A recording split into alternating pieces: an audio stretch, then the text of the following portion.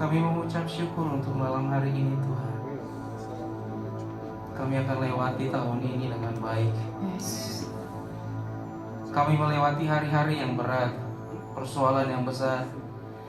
Tapi hari ini kami berdiri kuat karena Tuhan. Dan tahun depan dunia memprediksi, bahkan Indonesia serta Malaysia mengatakan tahun gelap, resesi, krisis. Kami percaya Tuhan menemani kami walau di tengah kegelapan. Kami percaya kami kuat sampai pada kesudahannya. Terima kasih buat malam ini Tuhan. Berfirmanlah Engkau bagi kami, menguatkan kami.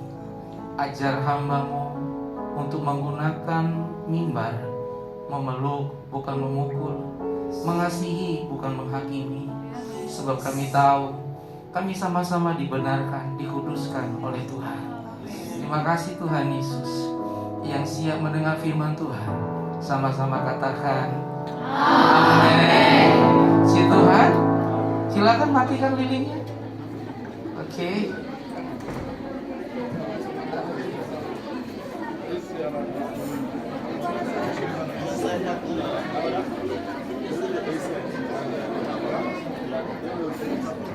Terima kasih buat Pastor Masni dan tim.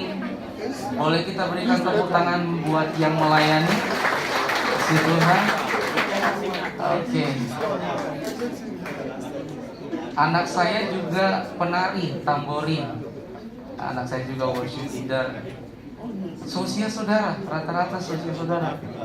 Luar biasa. Saya sudah, buka masker. Oke.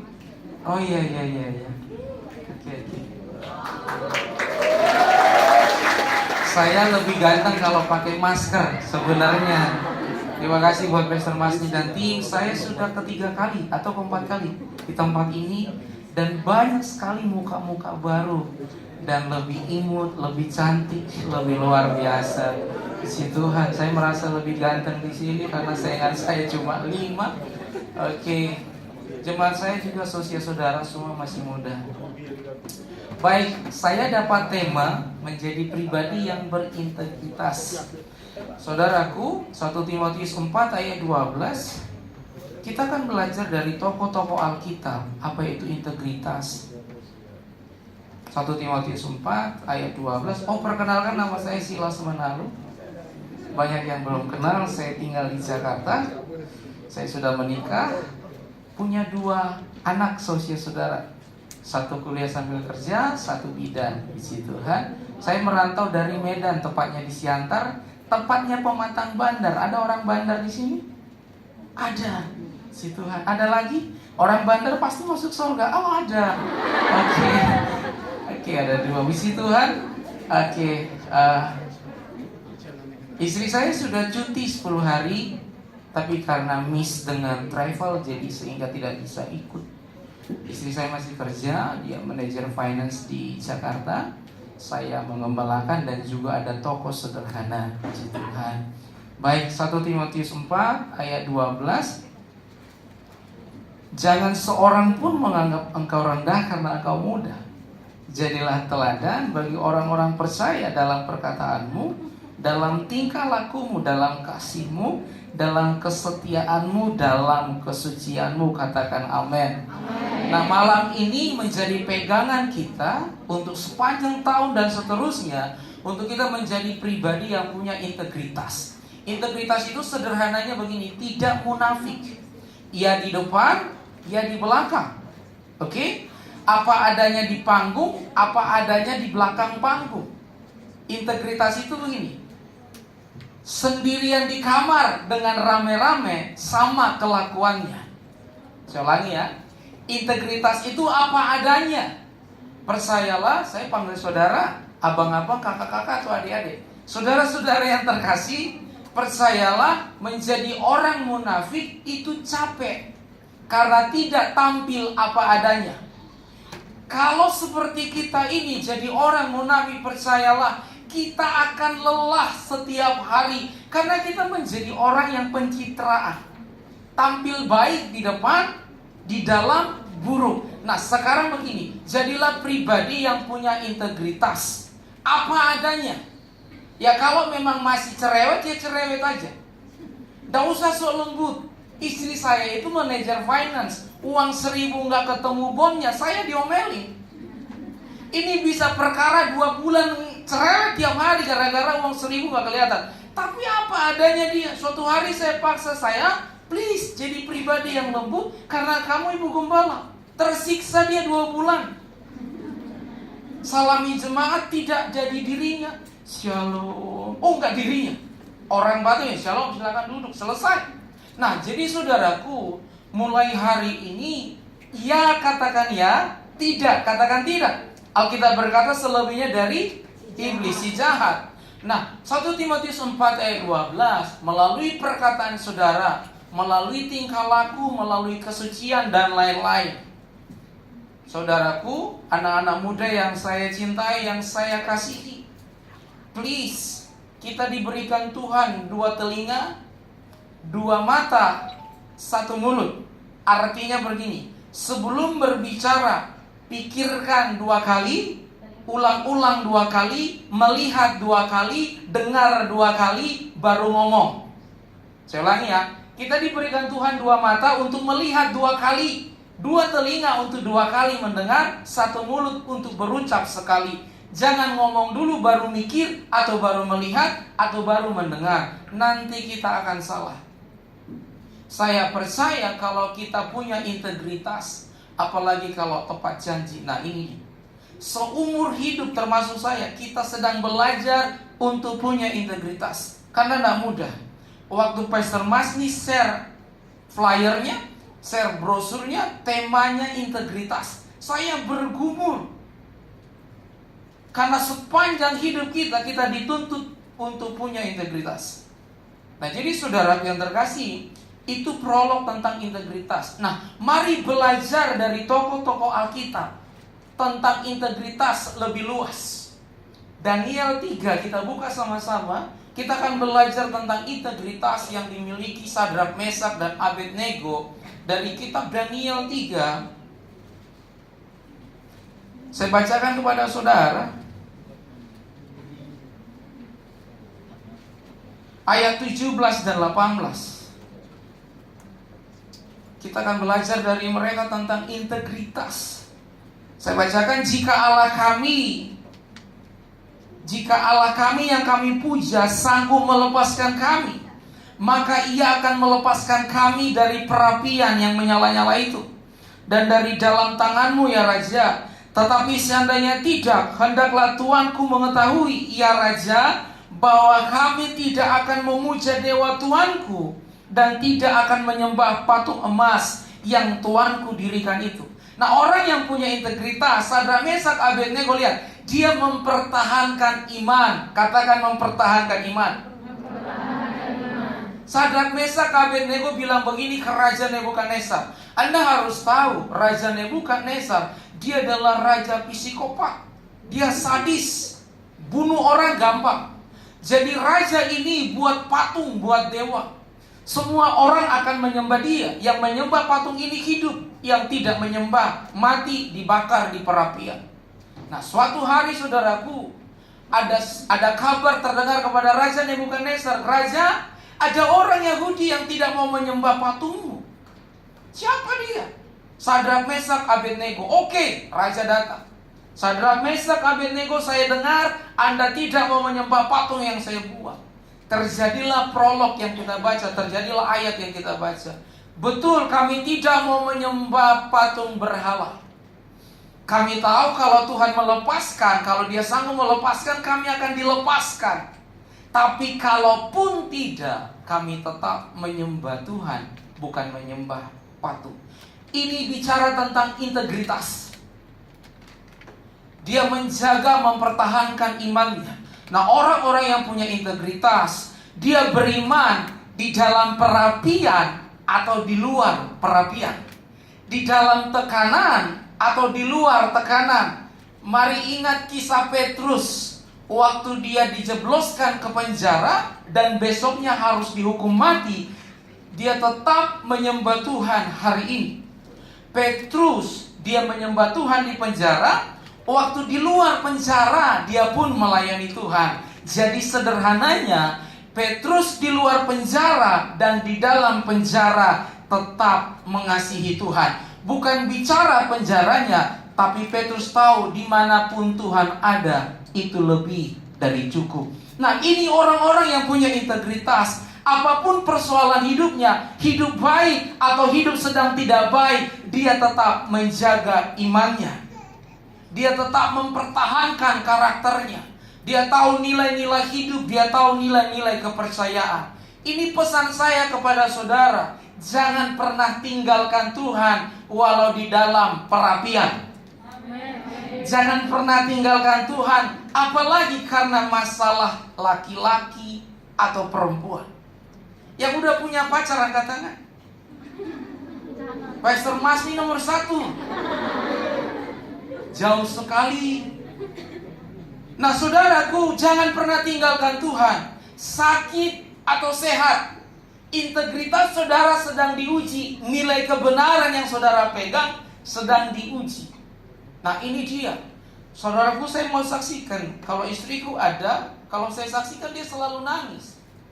Dan dia gak pernah tidak menangis dengar kesaksian. Tahun 2019 bulan 3, Indonesia menyatakan lockdown karena COVID. 2019, 2020 menurut Dahlia tadi. Di Indonesia 2019, makanya disebut COVID-19. Saya ingat betul bulan Maret. Semua jadwal saya khotbah di dalam kota, di dalam negeri, di luar negeri di cancel. Saat itu saya murni sebagai gembala yang hidup karena dari pelayanan. Istri saya di PHK karena COVID. Jadi saya dan istri saya dan 2 anak saya yang besar-besar, kami tidak punya penghasilan. Sehingga saya bilang ke istriku, sayang, kamu punya talenta masak, masaklah. Singkat cerita dia bilang, oke, saya masak, kamu yang jualin. Oke, dia masak ayam, dia masak ikan mas, dia masak apa aja, yang penting daging saya nggak dimasak. Nah saudaraku, tapi masakannya enak. Kalau ini live dia pasti ikut nonton. Nah, saya jualin. Singkat cerita saudaraku, ada satu pesanan dari Jakarta ke Bekasi. Yang pesan tuh Bekasi. Ada orang Bekasi di sini? Nggak ada. Oke. Orang Bekasi pesan masakannya. Plus pesan ayam frozen, ayam beku, telur dan minyak. Kebetulan kami juga punya toko jual itu di saat itu. Nah, jadi saudaraku, saya antar nih pesanan. Naik motor. Motor tuh di sini apa ya? Kereta. Bukan. Motor juga. Oh, kalau orang Medan bilang kereta. Nah, naik motor. Nah, saudaraku yang terkasih deh, kira-kira 45 menit dari rumah ke tempat pemesan. Sampai ya saya pulang. Singkat cerita di jalan raya itu ada satu tukang parkir kasih tangan untuk berhenti karena ada mobil mau lewat dari sebuah restoran. Saya berhenti dekat mobil yang mau lewat. Saya ditabrak motor CBR yang besar, terbang kayak Superman, jatuh di aspal, pelupak. Sadarnya saya di rumah sakit, dibawa sama tukang ojek, dibawa semua orang, saya dilarikan ke rumah sakit. Dokter cek, apa teh ini? Lutut. Lutut saya harus operasi. Jadi lutut ini gak asli lagi, sudah daging dari daging ditaruh di dalam. Operasi 7 bulan saya gak bisa jalan. 7 bulan saya bisa di kamar. Bayangkan, istriku masak, gak ada lagi yang jualin. Nah, apa yang kami punya? Kulkas kami jual, TV kami jual, tas-tas, baju-baju kami jual untuk hidup dan terapi. 7 bulan saudaraku saya terapi, hanya bisa di kamar, semuanya dilakukan di kamar. Singkat cerita bisa jalan. Setelah bisa jalan, kami mulai kembali usaha, buka toko sederhana, jual ayam, jual ikan dan lain-lain. Nah, setahun setelah kejadian, Di toko saya jatuh lagi, dan karyawan antar saya ke rumah sakit. Hasil CT scan rumah sakit, semua saraf dan tulang di belakang leher ini dekat kepala itu sudah rusak, sudah tidak beraturan. Dokter bilang harus operasi cepat, tapi kemungkinan berhasil operasi cuma 1%. Tapi kalau tidak dioperasi, hidupnya pun cuma 1%. Saya milih tidak operasi karena toh 1%. Oh iya, saudaraku, dokter bilang oke, minum obat setiap hari untuk memperpanjang umur. Saya nggak nyangka kita ketemu lagi. Percayalah, ini saya masih manusia, bukan hantu. Nah, saudara yang terkasih, saya setiap hari minum obat. Setiap hari di sini itu sudah sakit. Kalau kamu sakit, kalau kamu harus gigit sesuatu, sakit. Pernahkah saudara tidak tidur 1 hari? Pernah? Sering? Kalau sering jaga kilang. Oke. Nah saudaraku, itu capeknya minta ampun. Saya 2 bulan tidak bisa tidur. Saya minta, Tuhan, saya ingin tidur 1 menit saja, pejamkan mata 1 menit saja. Selama 2 bulan tidak bisa saya tidur, karena semua saraf sudah bermasalah. Tulang, cervical 4, 5, 6, 7, 8, 9 sudah bermasalah. Saya minum obat tidak ada guna, cuma memperpanjang umur 1 hari.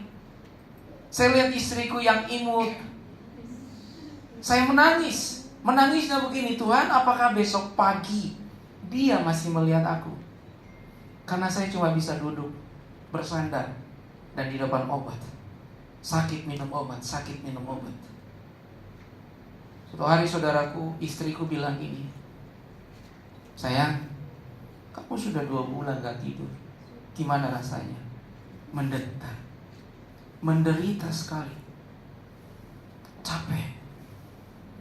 Dia bilang begini, tapi saya tidak pernah dengar kamu absen untuk telepon jemaat, apa kabar mereka, dan lain-lain. Saya tidak pernah dengar kamu absen baca Alkitab dan doa. Ini yang saya mau bilang kepada saudara.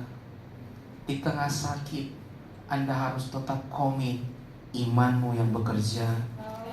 Jangan kecewa pada keadaan, jangan kecewa pada pacar, jangan kecewa pada pendeta. Karena kita ikut Tuhan murni karena cintanya, bukan karena mujizatnya. Mujizatnya bonus, kita alami sembuh atau tidak belakangan. Yang penting kita cinta sama cintanya. Katakan amin. Itu yang disebut integritas. Bulan 6 tahun ini, istriku dan saya serta anak-anak, kami ke rumah sakit CT scan kembali. Dokternya bilang begini, wow, sudah sembuh total tanpa operasi. Jadi saya sudah bisa tidur nyenyak, pelayanan, penggembalaan, jaga usaha. Dan luar biasanya di tengah saya sakit, istriku diangkat jadi manajer finance. Itu luar biasa. Saudara-saudara yang saya cintai, kita semua anak rantau. Ini pesan saya. Anda boleh kehilangan kesehatan, Anda boleh kehilangan uang, Anda boleh kehilangan mobil, Anda boleh kehilangan pacar. Yang tidak boleh hilang adalah Tuhan. Karena Tuhan yang akan menemanimu di dalam kamar atau di luar kamar, di meja makan atau meja operasi. Percayalah, waktu Anda gagal, semua orang akan meninggalkan, tapi Tuhan tidak akan meninggalkanmu. Makanya saya malam ini mau bilang kepada saudara sebagai gereja, jadilah gereja yang mengasihi bukan hanya sebatas atau sejauh keberhasilan. Karena kalau kita kasih sebatas keberhasilan, waktu dia gagal kita akan buang. Makanya cintai dia apa adanya. Waktu dia berhasil cintai, waktu dia gagal berikan pundakmu untuk dia bangkit. Jadi saudara yang terkasih, di tengah sakit penyakit tetap ikut Tuhan, tetap layani Tuhan. Di dalam penjara atau di luar penjara, di dalam perapian atau di luar perapian, tetap layani Tuhan, kasihi Tuhan, cintai Tuhan. Katakan amin. Jangan ikut karena mujizat, jangan ikut karena berkat. Anda akan kecewa. Anda akan kecewa. Kalau kekristenan dibangun atas berkat dan mujizat, Anda akan kecewa. 3 kali Paulus berseru dan berdoa, Tuhan, sembuhkan dagingku, duri dalam dagingku. Tuhan bilang gini, enggak, cukup kasih karunia kepadamu. Jadi intinya ikut Tuhan adalah ikut cintanya. Dia jawab doa atau tidak, enggak peduli. Yang penting kita tetap komit. Ini yang disebut integritas. Please, jangan menyerah pada penyakit. Jangan menyerah pada persoalan hidup. Katakan amin. Katakan amin. Apalagi karena putus cinta, jangan menangis. Oke? Yang baru putus cinta angkat tangan. Yang baru ditolak, gak ada. Yang masih sendiri angkat tangan.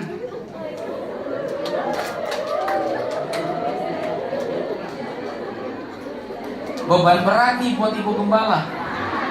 Lah, ini pesan baik bagi saudara yang masih sendiri. Anda sendiri bukan karena tidak laku, karena tidak ada yang mau. Sama ya, sama. Oh maaf. Maksud saya begini, sendiri atau bersama pacar, tidak peduli, yang penting saya cinta Tuhan. Oke? Sepakat malam ini, tahun depan kalau putus cinta, no story, no IG, no Facebook. Oh iya, banyak di Jakarta putus cinta termasuk umur sudah 40 tahun bisa live di Facebook nangis.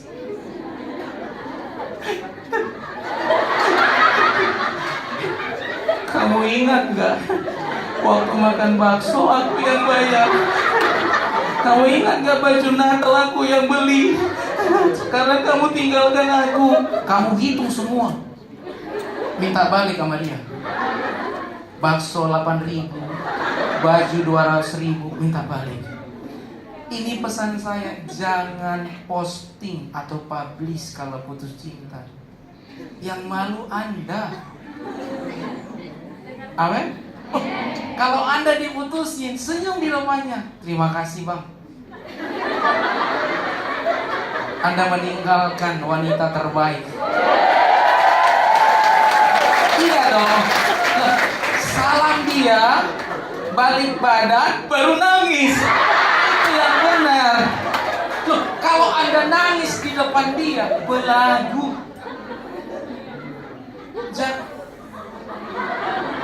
Ata nih nah, tinggal lu sobat. Nah, anak-anak muda yang saya kasih semua, please, pegang Tuhan. Pegang dia. Saya tahu persis apa yang saya rasakan. Piagam hanya buat mereka yang menang. Piagam hanya buat mereka yang menang. Ini doa saya. Anda pemenang atas persoalanmu. Anda pemenang atas penyakitmu. Anda pemenang atas PHK dan lain-lain. Amin. Lihat kiri kanan, bilang begini, kamu dahsyat ya. Kamu dahsyat. Mari belajar dari Sadrak Mesak Abednego. Sekalipun Tuhan tidak menolong rajaku, kami tetap menyembah Tuhan. Sekalipun gaji kami turun, kami tetap menabur perpuluhan. Kami, ini udah waktunya habis. Oh belum, ini soalnya dimatiin. Kayak kita, kayak ribut kita ya. Oh enggak.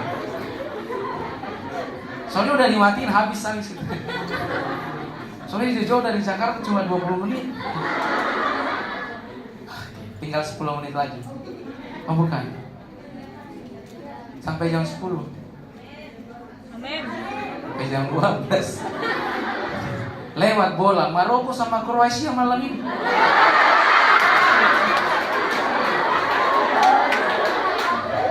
Yang dukung Maroko ibu saudara pendoa, yang dukung Kroasia bapak saudara pendoa. Nah, kembali kepada firman. Jadi orang yang punya integritas. Oke?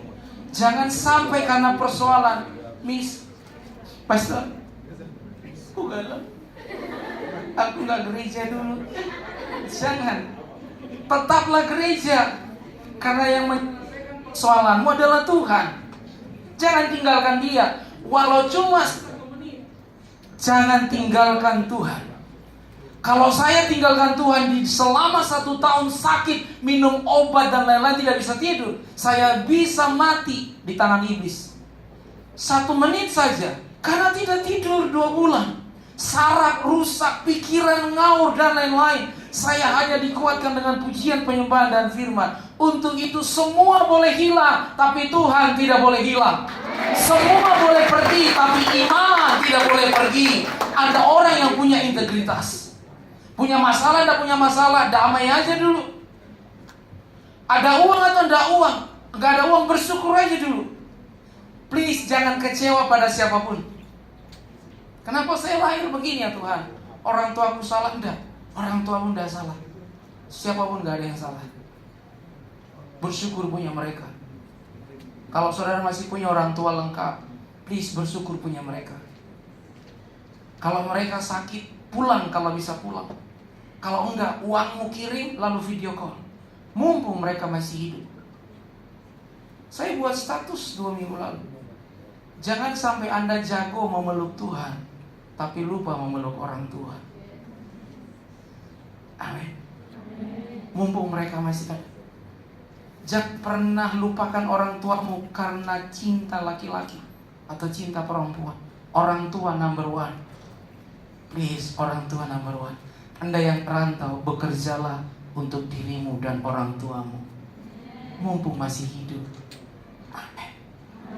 Saya pun anak rantau, kita cuma beda tempat.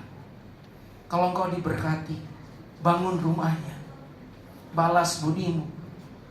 Jangan pernah post dengan pacar lalu bilang ini, terima kasih sayang sudah menemaniku dari nol, kutu kupret. Yang menemanimu dari nol orang tuamu. Hah? Beli mobil, beli rumah, beli perhiasan, terus foto pacar, mana? Foto orang tuamu taruh. Saya punya prinsip begini. Orang tua, rumah orang tuaku harus bagus dulu baru rumah saya. Ya, jangan pernah salahkan siapapun. Itu orang yang punya integritas. Lihat kiri kanan, bilang nih, pulang dari tempat ini video call orang tuamu. Video call. Karena mereka berdoa buat saudara di Malaysia. Saya yakin dari tempat ini Anda akan sukses. Jadi pemimpin, jadi orang luar biasa, jadi wanita karir, jadi pria hebat. Karena Anda punya integritas. Oke? Pesan saya, jadilah anak muda apa adanya. 1 Timotius 4 ayat 12, jaga kelakuan, jaga perkataan, jaga kesucian. Mohon maaf, agak sensitif, saya harus kasih tahu. Pria yang mencintaimu tidak minta kesucianmu sebelum dinikahkan. Amin. Kalau dia sudah minta, tanya Tuhan kembali. Amin. Ini Pastor Mas nih loh yang mati-matiin ini, bukan saya. Nah saudaraku yang terkasih, please jangan marah sama saya. Kalau ada pacar yang minta kesucianmu, doakan kembali. Biarlah itu utus sampai pelaminan. Jaga perkataan, kata Alkitab. Dari mulut harus keluar kata-kata membangun. Semarah apapun. Saudara tanya istri saya. Saudara kenal gak istri saya? Ada yang kenal, ada yang enggak? IG-nya Sartika Marbun, tanya. Semarah-marahnya saya selama menikah, tidak pernah kasar dan kebun binatang dari mulut. Tidak pernah. Jaga mulut, kata Timotius 4 ayat 12. Jaga perkataan. Jadi kalau saudara marah sama pacar, sama orang tua, sama teman, ingat khotbah ini. Wah, shalom. Oh iya, kalau sudah mulai kasar, ingat khotbah ini. Ingat, kalau udah memulai, apalagi orang Batak, kalau marah kebun binatang semua keluar. Di sini tidak. Tidak ngaku. Oh amin. Ingat ya, dari mulut ini hanya boleh keluar pujian dan pengakuan dan membangun. Temanmu salah, perkatakan begini. 1, please, apa yang keluar akan jadi paku di hatinya. keadaannya kan bisa baik-baik saja, tapi perkataan yang kasar akan jadi luka di hatinya. Makanya Timotius ingatkan, Timotius umurnya masih muda. Dia dipakai Paulus umur 17 tahun, masih muda, masih imut-imut. Tapi lihat dia menulis ini, kelakuan perkataan kesucian harus dijaga. Katakan amin. Sekali lagi lihat kiri kanan, mulutmu membangun banget, manis banget.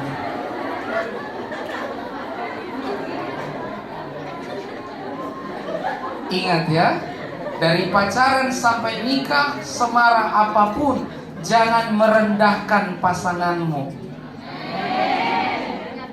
Jangan rendahkan dia. Mungkin gajinya lebih kecil, keluarganya lebih sederhana, jangan rendahkan dia. Dia yang terbaik Tuhan taruh di sampingmu. Ingat itu. Jadi mulai dari tempat ini sebelum marah, hitung aja sampai 10. Atau minimal bahasa roh. Nggak mungkin ingat bahasa roh betul. Tapi minimal perkataan kita membangun. Boleh tegas, tapi jangan kasar.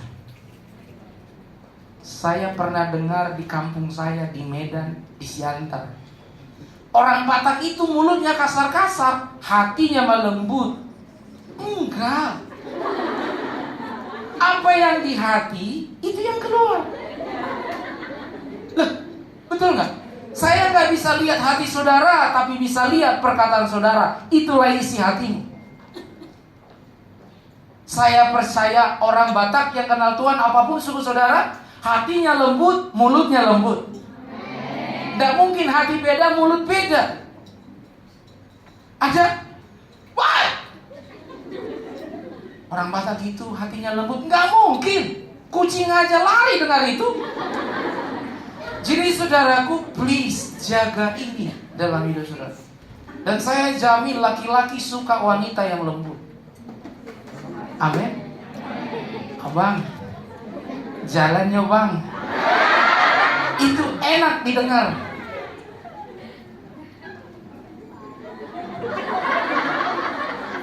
Loh, apalagi kalau rayu-rayuan. Adik, bapakmu supir angkot ya? Kok tahu sih bang? Tadi saya naik angkot bapakmu. Lembut enak. 1 Timotius 4 ayat 12, ayat yang penting untuk kita pegang sepanjang tahun. Hitler ditulis membunuh orang ribuan, bahkan puluhan ribu. Saking kejamnya Hitler, dia bunuh puluhan ribu dengan pedang dan mesin. Tapi survei membuktikan banyak iman, banyak hati yang terbunuh sampai jutaan karena sebuah pedang perkataan. Makanya Alkitab berkata, lidah yang lemah lembut membangkitkan semangat. Amin. Lihat kiri kanan sekali lagi, kamu orangnya lembut.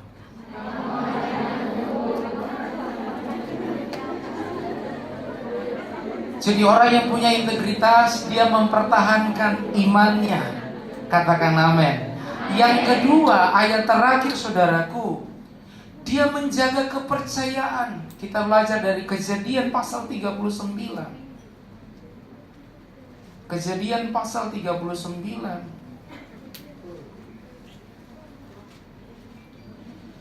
ayat 6 sampai 8.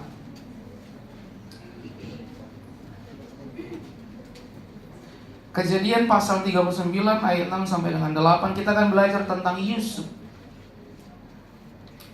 Ayat 2-nya bilang begini, tetapi Tuhan menyertai Yusuf sehingga ia menjadi seorang yang selalu berhasil dalam pekerjaannya. Katakan amin. Ayat 2 bilang bahwa Tuhan menyertai dia. Ingat ini, bukan apa yang Anda punya, tapi siapa yang Anda punya. Termasuk di Pineng, Anda akan sukses dan berhasil. Bukan karena apa, tapi karena siapa yang Anda punya, yaitu Tuhan. Ayat 6, 7, dan 8. Segala miliknya diserahkannya pada kekuasaan Yusuf. Dan dengan bantuan Yusuf ia tidak usah lagi mengatur apa-apapun selain dari makanannya sendiri. Adapun Yusuf itu manis sikapnya dan elok parasnya. Dengan kata lain, dia ganteng, cakep. Selang beberapa waktu istri tuannya, istri Potifar, memandang Yusuf dengan birahi. Lalu katanya, marilah tidur dengan aku. Tetapi Yusuf menolak dan berkata kepada istri tuannya itu, dengan bantuanku, tuanku, itu tidak lagi mengatur apa yang ada di rumah ini. Dan ia telah menyerahkan segala miliknya pada kekuasaanku. Orang yang punya integritas, yang pertama dia mempertahankan iman, yang kedua dia menjaga kepercayaan. Potifar, dia seorang tuan, dia seorang pengawal kerajaan di Mesir, di bawah pemerintahan Firaun. Dia orang kaya, dia orang terkenal. Potifar memberikan kekuasaan kepada Yusuf. Cup, kamu atur ini semua. Kamu atur, kamu perintah semua dan lain-lain. Karena saking gantengnya, yang pasti Yusuf tidak mirip saya. Karena saking gantengnya Yusuf ditaksir sama istri Potifar. Dia nafsu banget, mungkin karena imut. Jadi ya kalau orang lihat saya nggak mungkin nafsu, dilempar. Nah ini Yusuf, imutnya minta ampun, elok, manis, ganteng dan lain-lain kata Alkitab. Sehingga istri Potifar lihat, Potifar itu dia kaya, dia pengawal. Jadi dia kepala pengawal, jadi istrinya pasti pilihan, pasti cakep. Tapi Yusuf menolak. Nggak mau saya sama istri Potifar. Nggak mau, kenapa? Ini dia, orang yang punya integritas. Waktu sendirian atau di tempat rame, sama sifatnya. Yusuf dan istri Potifar, mereka berdua doang di kamar. Bahkan baju Yusuf ditarik. Kalau film India mungkin ada lagunya begini, Hanto Sawiro Culalo, sambil ditarik bajunya kan. Tapi Yusuf menolak, tidak mau. Ini dia, orang yang punya integritas, menjaga kepercayaan. Anda dan saya harus bisa dipercaya orang, katakan amin. Kalau sudah janji, tepati. Walau harus rugi, tepati. Itu integritas. Nah, Yusuf menjaga kepercayaan tuannya. Yusuf tidak mengorbankan karakter, kekudusannya demi istri Potifar. Dia tetap pertahankan itu. Dia tolak karena Tuhan menyertainya. Jadi saudara yang terkasih, saya sambung kesaksian saya. Waktu saya sakit dan buka usaha, kebetulan saya main grosir telur, minyak dan lain-lain. Saudara tahu, setahun menghasilkan luar biasa. Tapi masuk tahun kedua itu usaha bangkrut. Dari 1 toko jadi 7 waktu berhasil. Tapi waktu bangkrut dari 7 jadi tinggal 1. Waktu bangkrut saya terutang 1,5 M. 1,5 M itu gede lah. Gede. Banyak. Bangkrut saudaraku. Pembayaran macet, ditipu karyawan, 6 karyawan, 4 bawa kabur uang, semua dan lain-lain. Terutang di mana-mana. Saya terutang ke bank, terutang ke orang, terutang. Oh malu, aib. Tapi yang dasarnya gini, istriku bilang gini, jual apa yang bisa dijual. Kami jual apa yang bisa kami jual. Rumah, mobil, motor, mobil pickup, apa aja. Apa aja kami jual untuk nutupi semua ini. Masih tersisa saudaraku. Kami tetap komit membayar. Puji Tuhan, pelanggan yang dulu tidak bayar, bayar kembali. Dan sekarang saudaraku, utang kami yang 1,5 M 0. Rumah kembali bisa dibeli, mobil kembali bisa dibeli, dan lain-lain. Please, jaga kepercayaan orang agar saudara diberkati.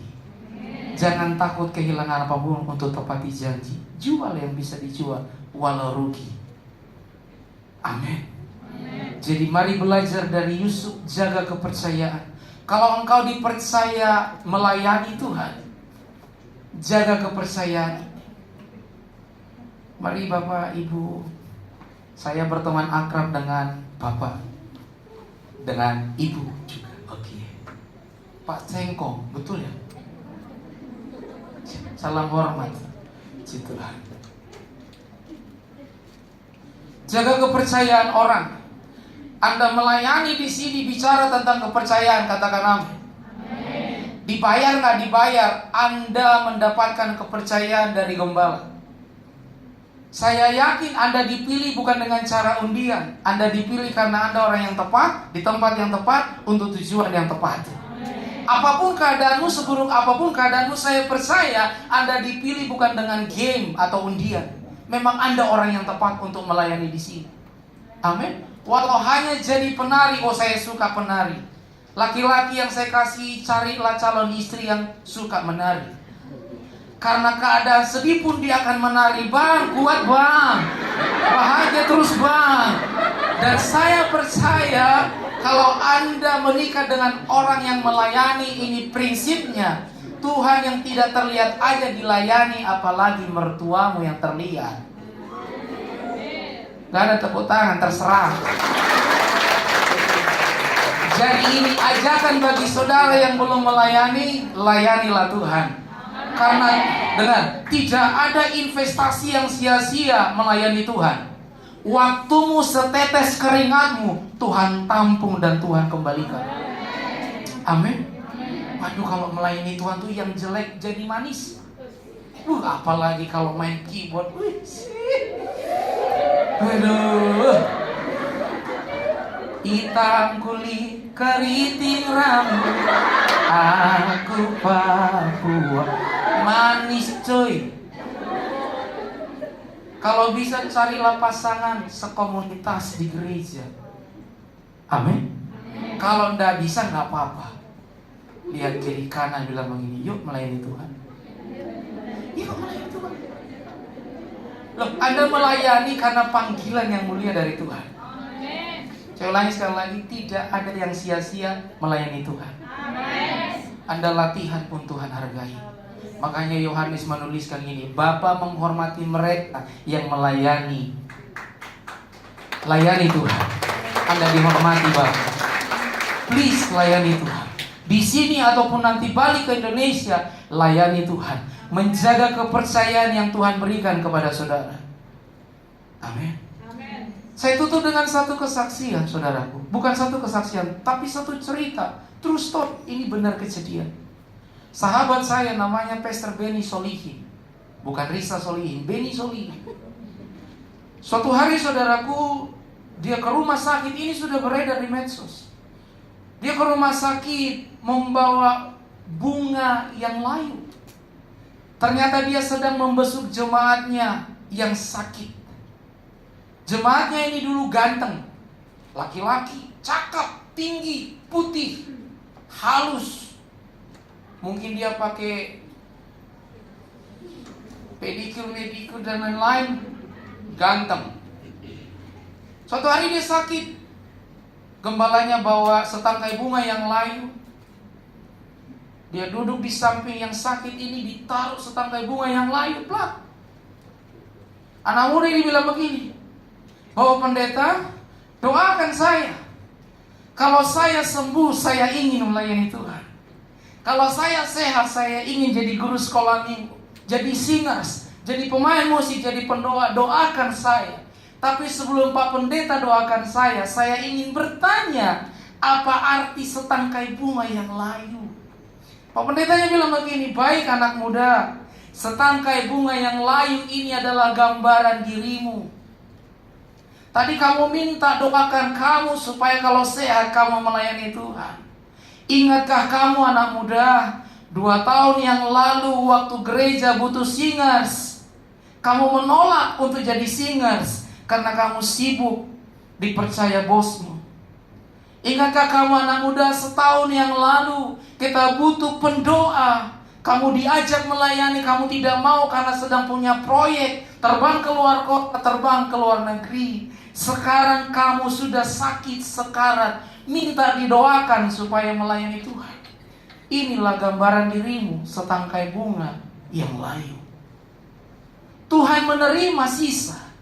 Tuhan menerima yang sakit. Karena Tuhan Maha Pengasih.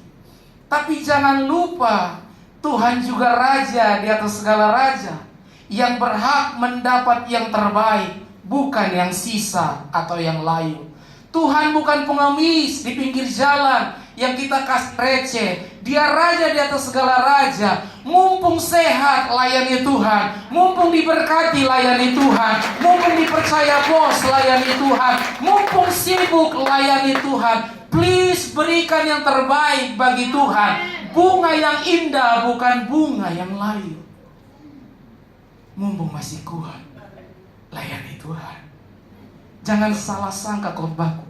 Yang sisa pun Tuhan terima, yang sakit pun Tuhan terima. Tapi ubah paradigma saudara. Tuhan berhak menerima yang terbaik. Mumpung masih ganteng, layani Tuhan. Mumpung masih banyak uang, layani Tuhan. Jangan tunggu sekarat. Saya tidak setuju dengan doktrin atau stigma satu suku. Kalau anaknya ganteng, dia jadi polisi. Kalau anaknya cantik, kuliah kedokteran. Tapi kalau anaknya kesurupan 15 kali, disuruh sekolah Alkitab. Saya tidak setuju. Mungkin saudara tahu suku itu. Saya tahu karena teman saya. Teman saya, saudaraku, 14 kali, 15 kali kesurupan, bisa setiap hari kesurupan. Ini anak disuruh sekolah pendeta. Kakaknya, adiknya sekolah kedokteran dan polisi. Tidak ada yang salah. Tapi ubah doktrin ini, ubah stigma ini, bahwa yang ganteng atau yang kesurupan pun harus sama-sama diserahkan ke Tuhan. Mau dia polisi pun harus tetap untuk Tuhan. Mau dia dokter pun harus tetap untuk Tuhan. Ubah konsepnya. Jangan karena kesurupan, karena narkoba, karena preman baru sekolah pendeta. Segitu hinanya wajah kami pendeta ini. No. Ya, Tuhan layak dapat yang terbaik. Tuhan layak dapat setangkai bunga yang indah, bukan yang lain. Saudaralah semua yang indah itu. Please jaga kepercayaan Tuhan dengan melayani di tempat ini. Kita berikan tepuk tangan panjang buat Tuhan. Mari sama-sama bangkit berdiri, saudaraku.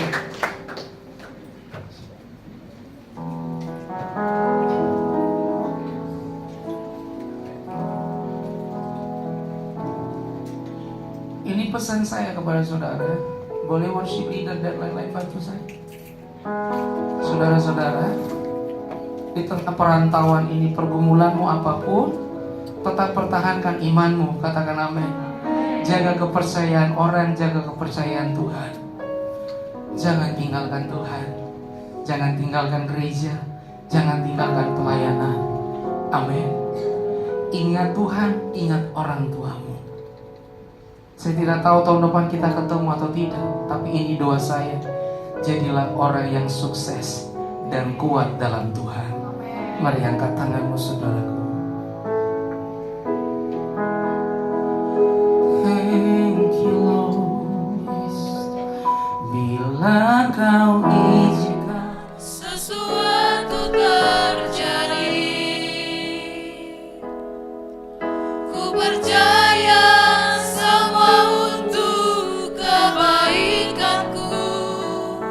Bila nanti telah tiba waktumu, ku percaya kuasa-Mu memulihkan hidupku.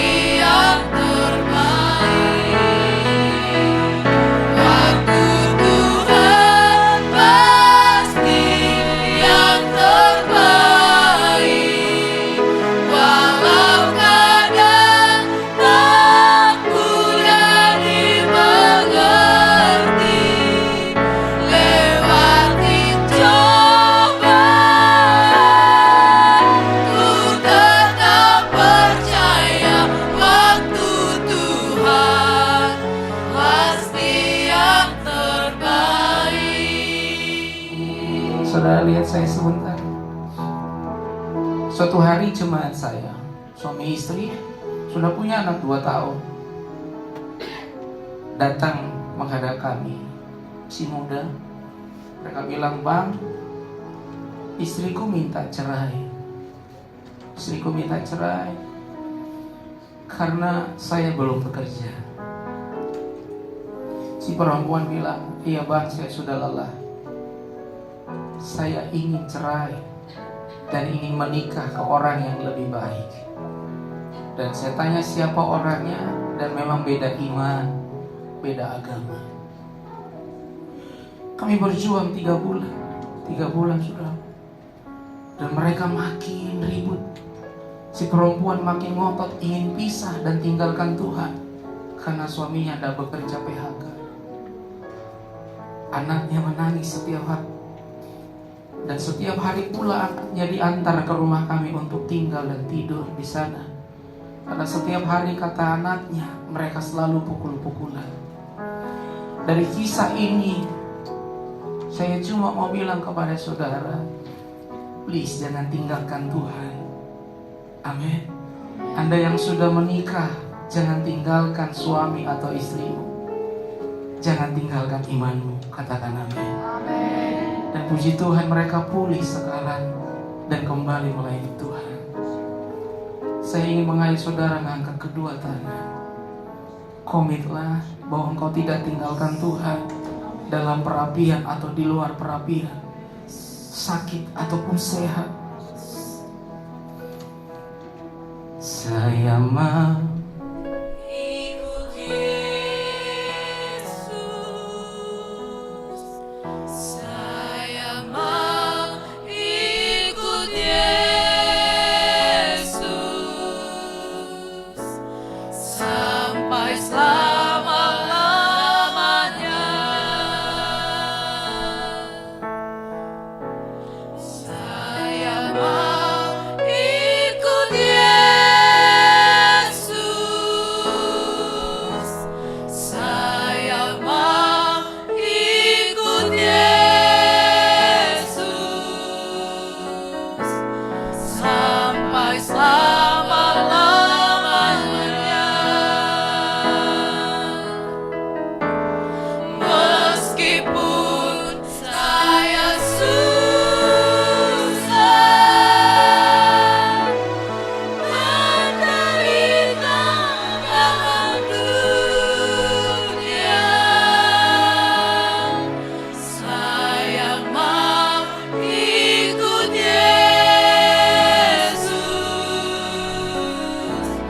sampai selama-lamanya. Meskipun saya susah menderita dalam dunia, saya mau ikut Yesus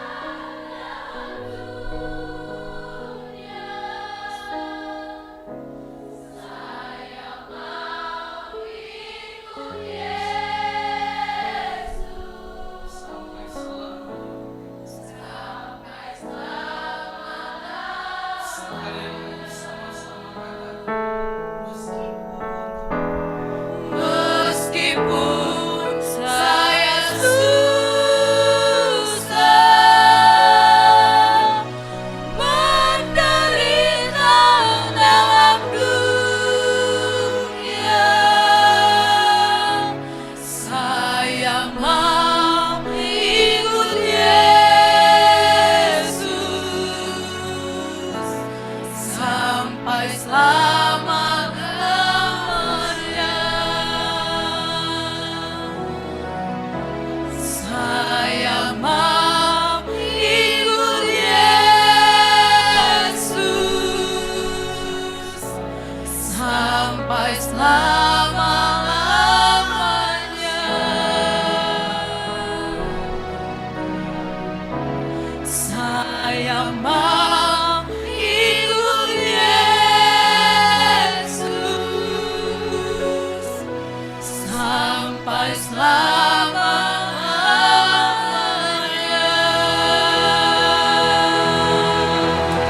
Haleluya.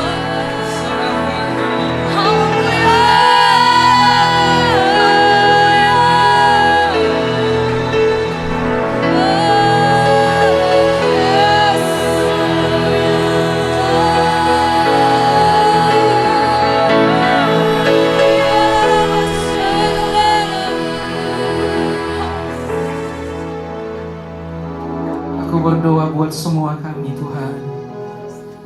Kami ingin punya integritas, mempertahankan iman kami di dalam segala keadaan, menjaga kepercayaan orang dan menjaga kepercayaan Tuhan apapun harganya.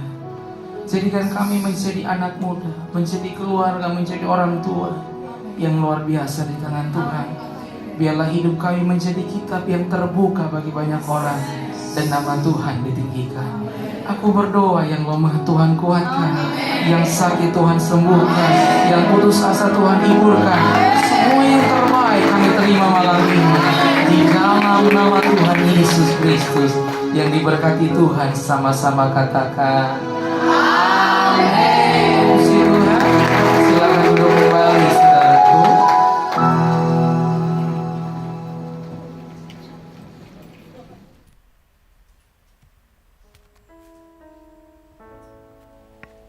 Saya percaya saudara diberkati Tuhan, amin. Amin. Siapa yang diberkati Tuhan? Besok hambanya masih tetap bersama dengan kita. Amin. Yang hadir besok hari. Yang masih mau diberkati Tuhan besok hari.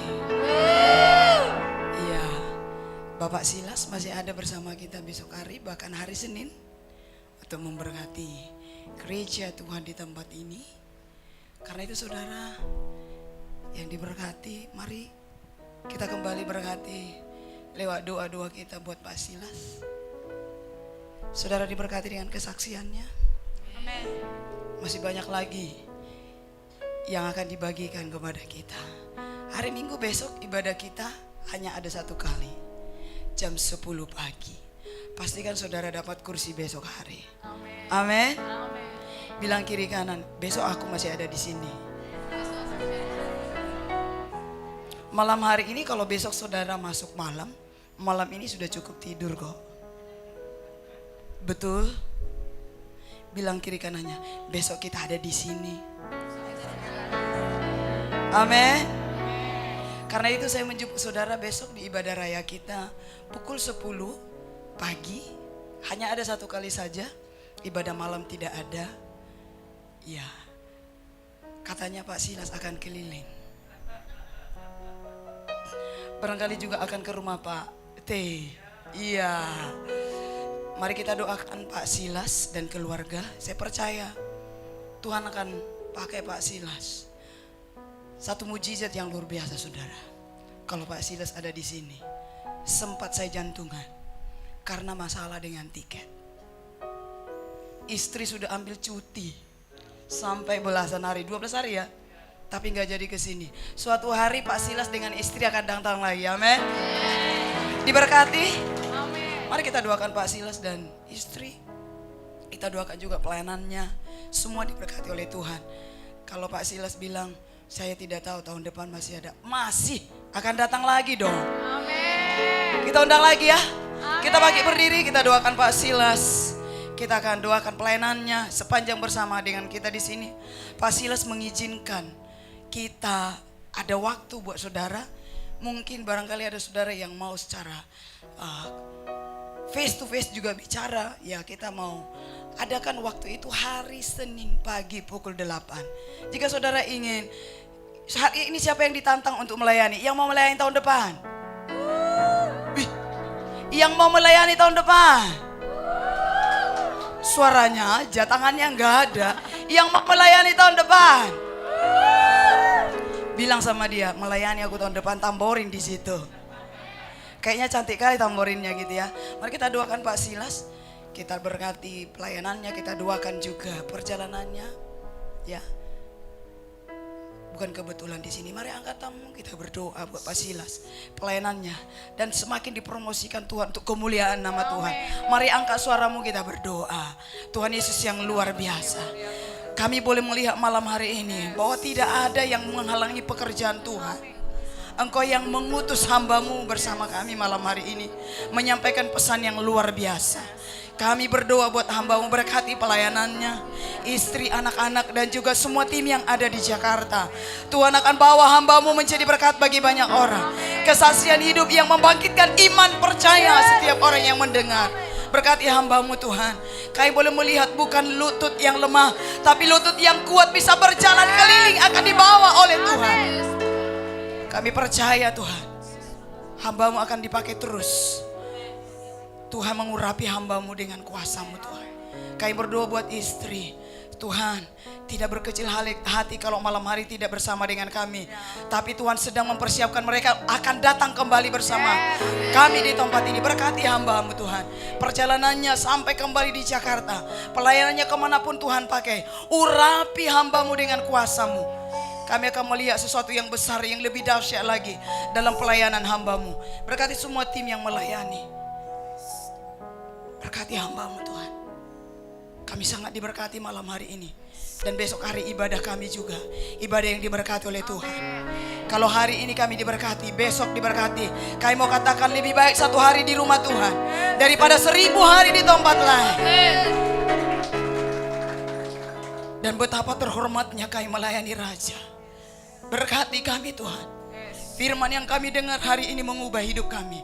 Sesuatu yang baru dikerjakan Allah dalam hidup kami.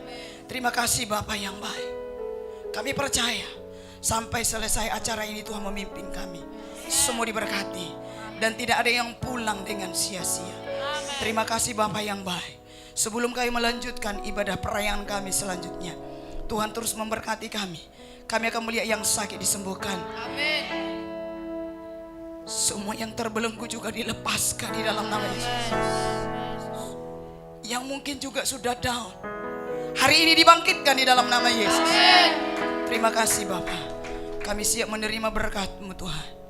Pak Silas boleh menutup doa kita, doa berkat malam hari ini. Mari kita angkat kedua tangan kita.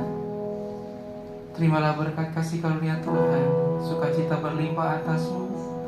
Apapun yang kau kerjakan Tuhan buat berhasil dan beruntung. Engkau naik dan tidak turun. Engkau sehat dan panjang umur. Keluar masukmu Tuhan jagai. Engkau menjadi leader, menjadi pemimpin, menjadi orang hebat di tangan Tuhan. Dalam nama Tuhan Yesus Kristus yang diberkati, sama-sama katakan amin.